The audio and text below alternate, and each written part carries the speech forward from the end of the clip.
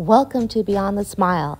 I'm your host, Dr. Layla Haisha, founder and CEO of the nonprofit Diversity in Dentistry Mentorships, Incorporated. In this podcast, our Huddle, we bring together successful dentists of color to encourage, empower, and educate our mentees to be competitive candidates to successfully get in, get through, and thrive beyond dental school. Are you ready to be inspired into action? Then you're in the right place. Let's huddle up. The inaugural season of the Beyond the Smile podcast has been brought to you by our sponsor and partner, the Benco Dental Family Foundation, the philanthropic division of the Benco Dental Company. Dr. Taylor Jackson is from the rolling hills of Georgia and is currently a first-year pediatric dental resident at the University of Illinois, Chicago. She graduated from Fisk University with a BA in biology and from Meharry Medical College with her master's in health sciences. She then became the first doctor in her family and earned her Doctorate of Dental Surgery from Meharry Medical College in 2022. During her time as a dental student, she was heavily involved on campus in varying organizations by serving nationally as the SNDA liaison to the National Dental Association Board of Trustees and locally as the ASDA president for the Meharry Chapter. Outside of dental school, Dr. Jackson enjoys hosting and producing podcasts. One is the For Your Good podcast, and her first was the Occlusal Table podcast that launched in August of 2019 and has since then uplifted the mission to empower, educate, and elevate underrepresented oral health care professionals through entertainment. Let's join the huddle. Well, welcome everyone. Welcome to the Diversity in Dentistry Mentorships podcast, Beyond the Smile, but it's not quite a podcast. It's a huddle. We are here with dentists of color to share their stories of resilience, determination, leadership, everything they have that has made them be so successful. And they are back here sharing their secret game plan of success. And we are here. I am your host, Dr. Layla Haisha, the founder of Diversity in Dentistry Mentorships, on a mission to diversify and strengthen the pathway from middle school to dental school. And we have no other than the amazing, most inspiring, beautiful, brilliant Dr. Taylor Jackson here with us as a guest up in the huddle. Welcome. Thank you. Thank you so much for having me, Dr. Haisha. I really appreciate it. Oh, absolutely. I was like, well, we missed each other at the NDA conference in Phoenix. And congratulations on being awarded one of the 40 under 40. Thank you. Thank you so much. Yeah, I just want to give you a high five, big hugs when we see each other in person. Absolutely.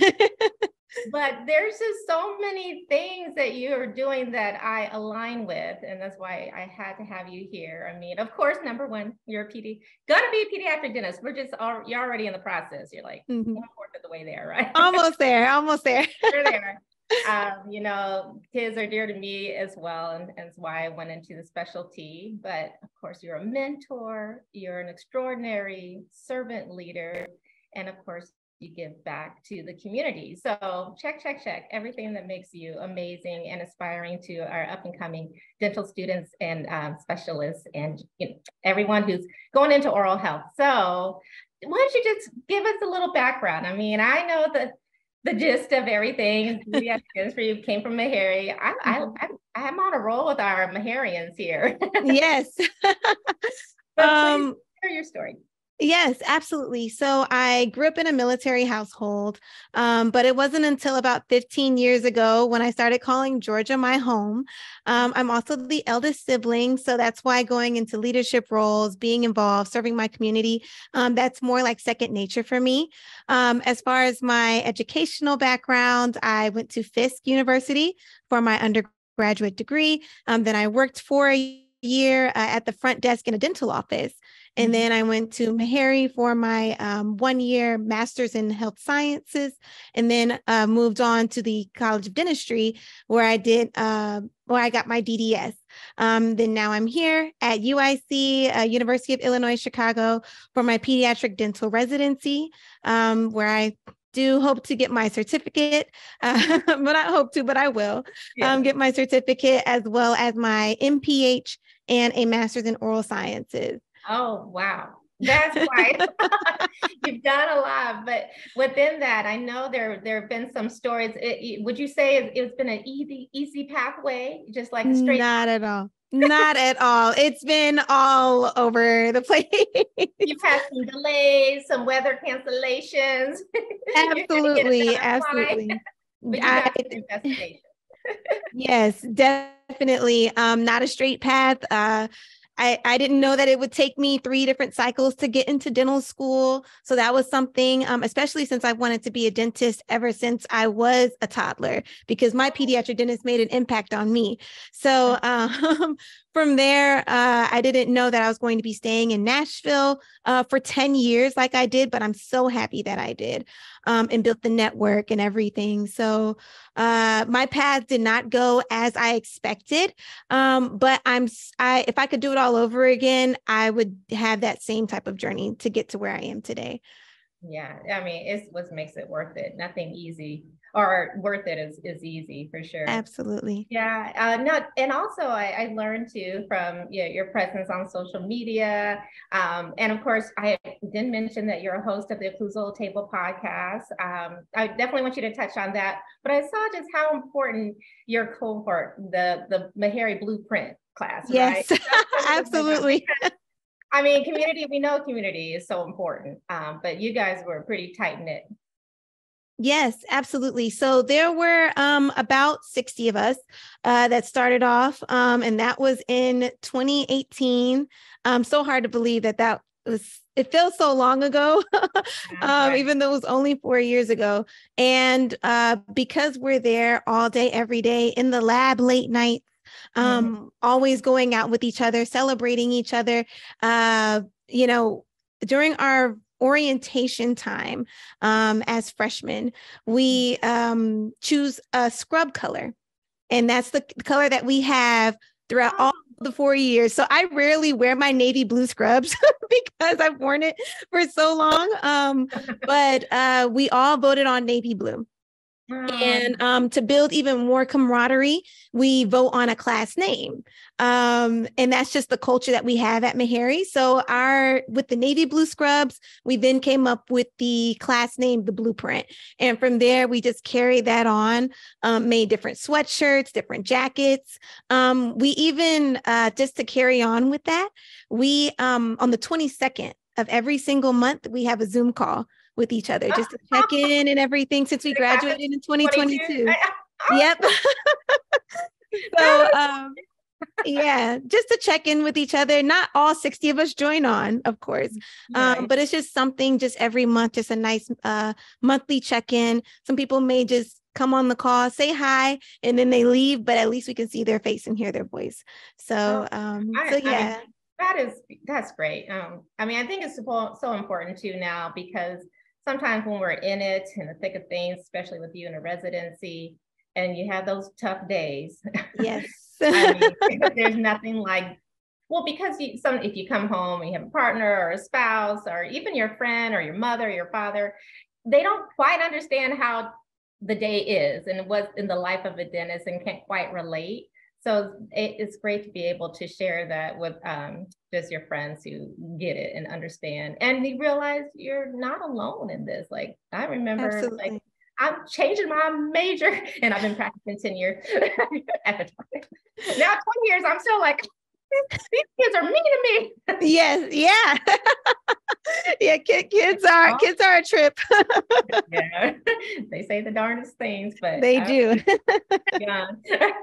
I know we have a few dental students on and are interested in pediatric dentistry, and want to get your advice on when did you decide? I think you were saying when you were young, you knew you wanted to be a pediatric dentist, but was it solidified when you started rotations?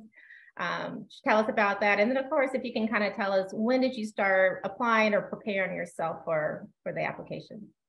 Yeah, absolutely. So it was when I was a toddler that I knew I wanted to be a dentist. Not exactly that I wanted to be a pediatric dentist and specialize just yet. I just knew that whenever I would drive by the dental office when I was young, I always wanted to stop by and say hi. I loved going. I loved when my teeth were cleaned, just the educational experience behind it and why I should keep my teeth clean. I just absolutely loved that. So that's why I knew I wanted to be a dentist. In high school and in college, I shadowed during the summer times in different dental offices, different specialties, and general dentists.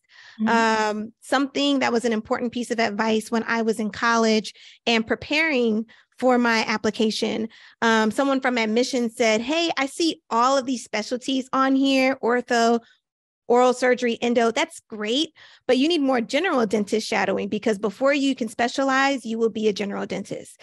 And I was like, good point. So I shadowed more general dentists for sure when I was in college, just to at least wrap my mind around what to expect after dental school or even in dental school. So helping with flipping some of the chairs, shadowing some of those big procedures and those big cases, getting myself familiar with the instruments and why it's important to sterilize certain things and why not to sterilize other things. So just really getting some of those basics down is what I did as far as a shadowing experience.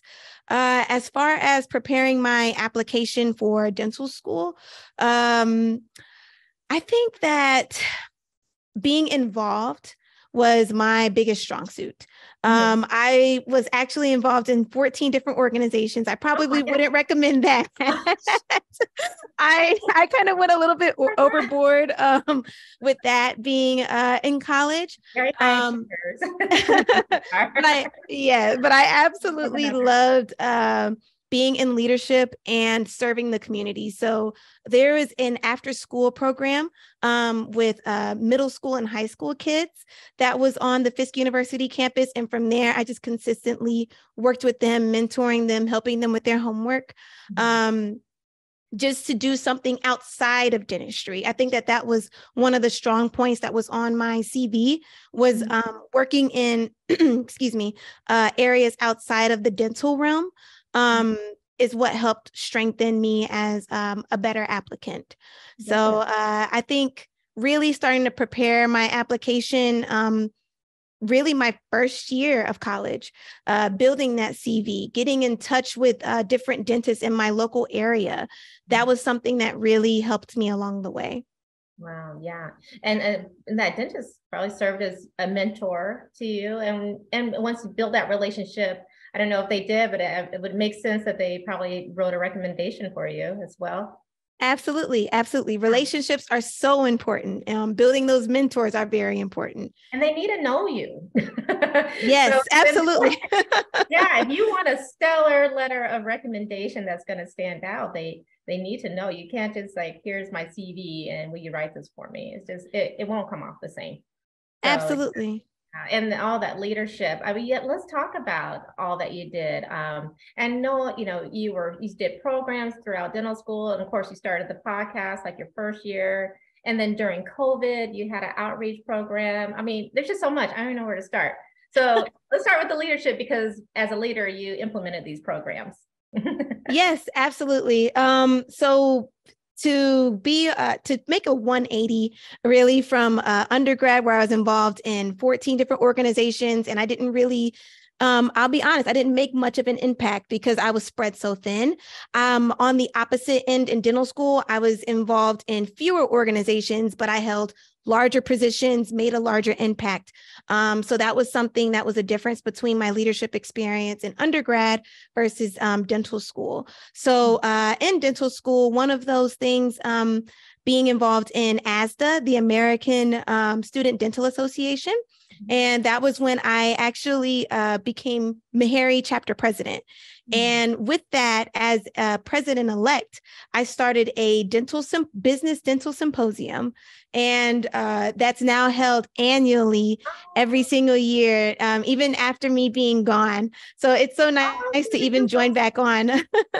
Your legacy is already happening. Yes, absolutely. So it's been about, I want to say about 4 years. We just had our 4th annual one. Mm-hmm. Oh, okay. So that's really nice. It's really nice to look back and see that something that I started at Meharry is still going on. Also being president during that COVID year, we started an outreach as well. And that was with putting together these dental packets and dropping that off at different high schools, middle schools, and different senior citizen homes as well, just to still serve the community and be safe at a distance. And also serving at a national leadership position with SNDA. And that was where I was the SNDA liaison to the NDA Board of Trustees. So that's how I know Miss Levette. Yes. On top of knowing so many other NDA mentors that I still keep in touch with today. So I'm an active member in the NDA now, even at the in the new dentist committee. So that's something that helped build that relationship and everything now. So oh wow, that is amazing. And if I could just make sure everyone understands, because you made a very good point, Dr. Jackson. It's like, it's not about being the quantity, it's the quality of the leadership you're serving. absolutely. And you know, admissions committees, they see that. You know, you can say you're doing this and doing that and doing that, but like, what are you actually giving of yourself and creating and, you know, just developing? So, and what your true passion is. I mean, that comes off what is authentic and what's not authentic. That's you know, true to you. So I think that's fantastic. But I want to open up our huddle, and if you guys, anyone who wants to ask a question of Dr. Jackson, just come off mute, or if you want to put it in the chat. But it'd be better if you come off mute. Who wants to go first? Let's see if there's anything in. Well, yeah, we answered that question great about preparing for the residency. And now, why don't we talk a little bit about interviews? How would you, and then I see Levette's hand up, and then we'll go ahead and answer that. I'll put a pin in that question. Go ahead, Ms. Henderson. Hello, everybody. And I just wanted to say that I am so proud of Dr. Jackson, but I would like for you to share with the group, how did you balance your leadership and giving to the community and your studies, just so some of the other pre-dental students can get an idea? Absolutely. Thank you for that. Yes. Great question. Great question. Thank you so much, Ms. Levette. And I think with balance, I'll be completely honest. I think in every single season of life, I'm still trying to find that balance. I can't use the same type of strategies that I've used before in implementing that now. I think in dental school, I had a routine. I woke up super early at 4 a.m., went to the gym, came back home, showered, stayed at school from 8 to 5, actually stayed even longer to study or work on lab work from 5 until about dinner time. And then that's when I went home, wind down for the day, just to start that all over again. I think that was what helped a lot for me in dental school, staying at school and working on that. But I'm making a different type of work-life balance now in residency, where I am changing up my schedule a little bit, where I do work out some days. Some days I go out with my co-residents and utilizing that self-care in different aspects. But I think in dental school for sure was making a routine, where if I missed anything in that type of day, It did make me just a little bit out of whack, but I was still able to jump right back on that horse and keep on moving. There were some days I did sleep in and I didn't go to the gym at 5 a.m. And that was still fine. But at the same time, I know that I needed to for sure implement working out. I needed to for sure implement doing meal prepping on the weekends. Because I'll admit, in dental school, my first semester, I probably worked out maybe 4 times in that one semester. And that was because I didn't know how to juggle everything. I didn't know how to juggle being in class from 8 to 5 and handling my studies and making sure I ate right and still having that self-care. So something that I always say, and I say it to my co-residents as well, you can't pour from an empty cup. And I really learned that lesson my first semester of dental school, because I was trying to go to class and do all of these things and study and prepare for this exam and being in the cadaver lab until it closed at 8 p.m. It was a lot that I was trying to juggle, and I was truly burning out. And I would look in the mirror and not even recognize myself. And it was there where I was like, okay, second semester of dental school, we're going to do a little bit better. We're going to implement working out every morning. And from there, I could see better results. Yeah. Did you have like an accountability partner, someone to kind of keep you on track as far as making sure you're getting enough rest or studying together? I think. Absolutely. Absolutely. Yeah. And that was the power of the blueprint. And because we could look at each other and say, hey, I could see that you're not having a good day. Talk to me. You know, we would do the Apple Watch challenges on our watch, or having like a group text for the people who worked out early in the day. And there was a group text for people that worked out later on in the day as well. So it was that kind of accountability within the class that we had. And I still talk with them today, even where we're like, hey, I know we're in residency, but have you worked out this week? Did you eat your vegetables this week? Yeah. So it's things like that where I do value our family type of relationship that we did have back at Meharry. Oh, that's great. That's great. Yeah. So balance, and I'm sure working on boundaries too. Yes. Absolutely. Boundaries is so important. Yeah, and as you move along in the dental journey, you get a residency or in your practice, especially in practice, establishing those boundaries between your team and patients, you know. I have stories after 20 years. There's a question here. Did you do any externships while in dental school? If so, how'd you go about applying? Yes. So I technically did only one in person, and that was because it was in the height of COVID. So that was one in-person externship, and that was at UIC right here. So it was nice to have that experience. But also during the height of COVID, they had a ton of virtual externships. So I didn't start looking into externships until the spring of my 3rd year. And that was because I wanted to make sure that my name was on the forefront of program directors' minds and different programs' minds and the residents' minds, instead of having it too early. So with having a lot of the virtual externships, I took advantage of those. And I probably did maybe about 15 virtual externships, which is probably a lot. But since things were virtual and it was a Zoom call, I wanted to take advantage of it so that I was listening to what some of the other applicants were asking, listening to what some other programs were expecting of their residents, because that was how I formed a lot of questions to ask the programs that I interviewed at. Because there were some things I didn't even think about. You know, I didn't think about the importance of commuting or getting a lunch stipend at different programs, or if some programs did community service. So there were some different things where I definitely didn't take into consideration. But I didn't know to ask those things until I sat in on those virtual externships.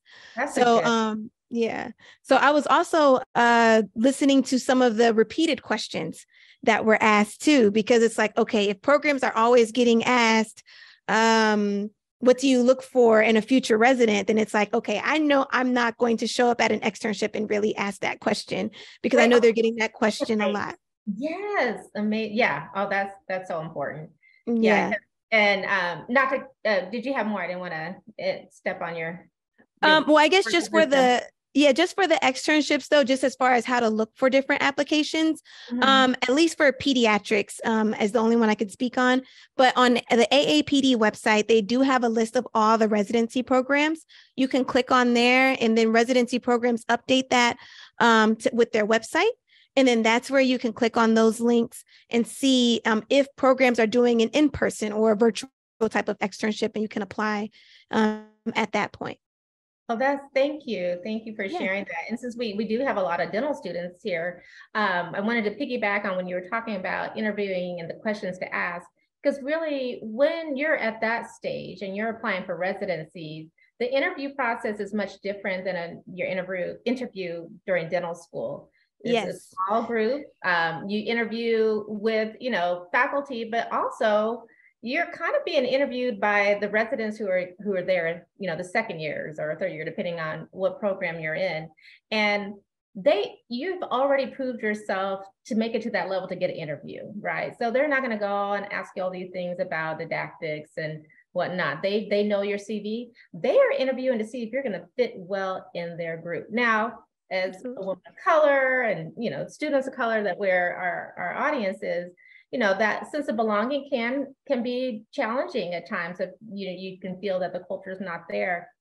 So we just don't want anyone to feel intimidated when they're going to that interview, but you have to go in there and show that, yes, you belong and you would be a great asset to the program. Any tips about, or just remembering your experience in interviewing, what really stood out? Yes, absolutely. So just like you're being interviewed, you're also interviewing the program. I'm sure people have stated that before as well, but that's so important because yes, the best program is the one that you match into. I will say that, but also you want to make sure that you enjoy where you are. When putting together that rank list, because you don't want to apply to a certain location and you're not going to enjoy being at that location. You don't want to apply to a program and let's say, you work better with a bigger crowd. Like here at UIC, in my class, we have 10 residents and there's a total of 20 residents in the entire program right now. But some people work better in a smaller crowd where they have 2 residents in the first year class and then 2 in the next year class. For me, I knew I didn't want to apply to those types of programs because I didn't thrive well in those types of environments. So knowing where you thrive best, whether that's a hospital-based or combined or university-based, and also looking at the different sizes of the residence class, the location, whatever matters to you, and that's what you prioritize on the list, that's how you should look at your the schools that you should apply to as well. So navigating the interviews, all of my interviews are virtual. So I didn't have any types of in-person interview experiences. For UIC, they did give me the option of having an in-person or a virtual, but since I already went there for my in-person externship, they were like, hey, you've seen the place already and we know who you are. You have met us as well. Which one would you like? And that was how we moved for there. But for navigating the interviews, I think, I don't want to say getting a vibe for it, but just like what you said, knowing how you mesh well. Do you mesh with the program director? Do you mesh with the faculty? Even the dental assistants that are in there, talking with them. That's very important to talk with everyone there, not just the residents, not just the program director, talking with the faculty, talking with the staff, talking with the front desk even. You want to get, when you're there in person, talk with as many people as you can to get an overall judgment of that type of program, because anyone can put on their best self, but you really want to at least talk with someone to get a more well-rounded perspective of the program you're applying to. Yeah. And then on the flip side of that, talking to everyone is important because they will talk afterwards. Like, oh, yes, they will. Yeah, think about her. I saw her talking to you, was she, yeah, they'll ask questions for sure. And in the next cycle, if you guys are going, when you go out to dinner with the residents, just stay sober. Yeah. You're still being you. Don't have too much fun. But I yeah. that's anyone here. Okay, I know I wanted to respect your time. Anyone else have any other questions? Because I did just want to just save a little bit of time for you to share after residency. I believe you're looking into going into academia and staying in organizational leadership. Oh, that's so fantastic. We need you. Yes, absolutely. So that was in the basis of my personal statement. I said that I wanted to go forward into academia, public health, and organized dentistry. And I want to stay true to that. So, and I think I'm staying true to that even right now. Like I said, being a part of NDA in the new dentist committee, even being a part of AAPD in the resident committee. So I applied for that and I was selected. So I'm very thankful being a part of that. Also going into academia, I can't wait for next year when we do get to teach in the undergrad clinic. So I can really get a feel for teaching what it was like for me when I was in those shoes. So I do see the teaching style is very different when teaching residents versus teaching those still in dental school. So, but yes, I do want to pursue those types of aspects upon graduating out of my residency program. Oh, I can see in less than a couple of decades, we'll probably be calling you Dean Jackson. Oh, man. I see it. All right. I've already professed that's going to happen. We'll see. We'll see. That's exciting. That's exciting. Well, I know you've shared so much information for pre-dental students and dental students and empowering them and just giving resources on the Occlusal Table podcast. And so how would anyone, if they want to reach out to you, where can we connect with you? Absolutely. Well, definitely on Instagram, where my personal Instagram is Minimalist Dentist. And also the podcast page is Occlusal Table Pod. So that's the quickest way just sending a DM if you're a pre-dental student, dental student, if you're looking for mentorship and any type of aspects, I will for sure get back with you. So. Oh, that's amazing. Yeah. And so I'll have to take my course with you because I don't have a cool fancy mic yet. Yeah. No, yeah, no problem. And I know you've been doing it a while, but you've been doing everything with excellence. We're just so proud, excited for you. I can't wait. Hopefully we'll see each other at AAPD meeting. Are you gonna be there in Orlando? Absolutely, I sure will. That's great. I made sure that I wasn't on call that weekend just to go. Very good. Yeah, we'll go to Disney World together too. That'll be fun. Yes. Well, thank you so much for being here, guys. I want to share a few things. Well, just a couple things. Of course, please like and subscribe our channel. And we're working to get everything onto a podcast so we can stream. This is a resource for you, for our students in STEM that are before college, pre-dental, youth, and middle and high school. We are here just to share these resources. We also have a little giveaway coming up in the holiday spirit. We would love for you to continue to support diversity and dentistry mentorships. And one way you can do that is by electing to have it as your charity of choice on smile.amazon.com. So you're just shopping anyway, so you can just click that. And then we are giving away a $100 gift card, Amazon gift card on Christmas Eve. So there's some instructions on our Instagram. You know, I'm learning all this from you young folks on how to do this. Things. But we do it because we know this work is important, and we do it because we really feel we're going to elevate dentistry through mentorship, and we can't do this without a village. And I thank you for being a part of ours. So thank you everyone for joining, and you guys, if we did it, so can you. Thank you so much. Thank you. Thank you for joining us on another episode of Beyond the Smile. If you need a dental mentor, or you would like to be a mentor, or even if you would like to support our mission to strengthen the diversity pathway from middle school to dental school, please visit our website for more information at diversityindentistry.org. Please share this episode, subscribe to our podcast, and together we can raise the next generation of diverse leaders in dentistry. We did it, so can you.